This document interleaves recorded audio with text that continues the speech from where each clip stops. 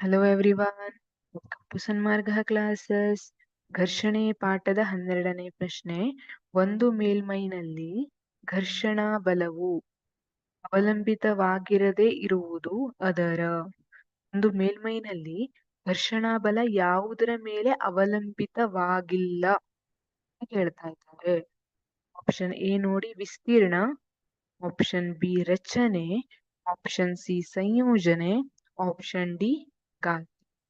ಇದರಲ್ಲಿ ಯಾವುದರ ಮೇಲೆ ಘರ್ಷಣಾ ಬಲವು ಅವಲಂಬಿತವಾಗಿಲ್ಲ ಅಂತ ನೋಡೋದಿದ್ರೆ ವಿಸ್ತೀರ್ಣ.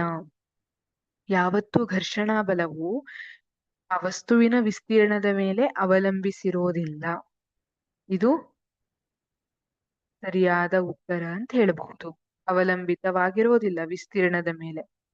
ಯಾವುದೇ ಮೇಲ್ಮೈ ಇನ್ನೊಂದು ಮೇಲ್ಮೈ ಮೇಲೆ ಎಷ್ಟು ತಾಗ್ತಾ ಇದೆ ಅನ್ನೋದ್ರ ಮೇಲೆ ಡಿಪೆಂಡ್ ಆಗಿರಬಹುದು, ಆದ್ರೆ ಆ ವಸ್ತುವಿನ ವಿಸ್ತೀರ್ಣದ ಮೇಲೆ ಅವಲಂಬಿತವಾಗಿರುವುದಿಲ್ಲ. ಆಪ್ಷನ್ ಬಿ ರಚನೆ. ರಚನೆಯ ಮೇಲೆ ಅವಲಂಬಿತವಾಗಿರುತ್ತೆ ಅಲ್ವಾ. ಈಗ ಮೇಲ್ಮೈ ಹೊರಟಿದ್ರೆ ಘರ್ಷಣೆ ಜಾಸ್ತಿ ಇರುತ್ತೆ, ಮೇಲ್ಮೈ ನಯವಾಗಿದ್ರೆ ಘರ್ಷಣೆ ಕಡಿಮೆ ಇರುತ್ತೆ. ಹಾಗಾಗಿ ರಚನೆಯ ಮೇಲೆ ಅವಲಂಬಿತವಾಗಿರುತ್ತೆ. ಇದು ಅವಲಂಬಿತವಾಗಿರುತ್ತೆ ಸರಿ, ಆದ್ರೆ ಆಪ್ಷನ್ ಬಿ ತಪ್ಪಾದ ಉತ್ತರ. ಸಂಯೋಜನೆ ಅಂದ್ರೆ ಯಾವ ಮಟೀರಿಯಲ್ ನಿಂದ ಮಾಡಿರ್ತಾರೆ ಅನ್ನೋದು ಕೂಡ ಮುಖ್ಯವಾಗಿರುತ್ತೆ.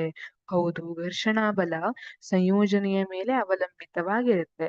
ಈಗ ನೀವು ಸೇಮ್ 2 ತರ ಸ್ಲಿಪ್ಪರ್ಸ್ ಅನ್ನ ನೋಡಿದ್ರೆ, ಕೆಲವೊಂದನ್ನ ರಬ್ಬರ್ ಇಂದ ಮಾಡಿರ್ತಾರೆ.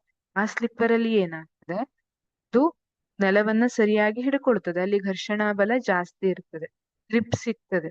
ಆದ್ರೆ ಕೆಲವೊಂದು ಸ್ಲಿಪ್ಪರ್ಸ್ ಸೇಮ್ ಅದೇ ತರ ಕೆಳಗಡೆ ಡಿಸೈನ್ ಇದ್ರೂ ಏನಾಗುತ್ತೆ, ನಮ್ಮ ಕಾಲು ಜಾರುತ್ತೆ ಅಲ್ವಾ. ಯಾಕೆಂದ್ರೆ ಅದರ ಸಂಯೋಜನೆ ಬೇರೆ ಬೇರೆ ಇರುತ್ತೆ. ಹಾಗಾಗಿ ಘರ್ಷಣಾ ಬಲ ಸಂಯೋಜನೆಯ ಮೇಲೆ ಕೂಡ ಅವಲಂಬಿತವಾಗಿದೆ. ಹಾಗಾದ್ರೆ ಆಪ್ಷನ್ ಸಿ ತಪ್ಪಾದ ಉತ್ತರ. ಆಪ್ಷನ್ ಡಿ ನೋಡೋಣ.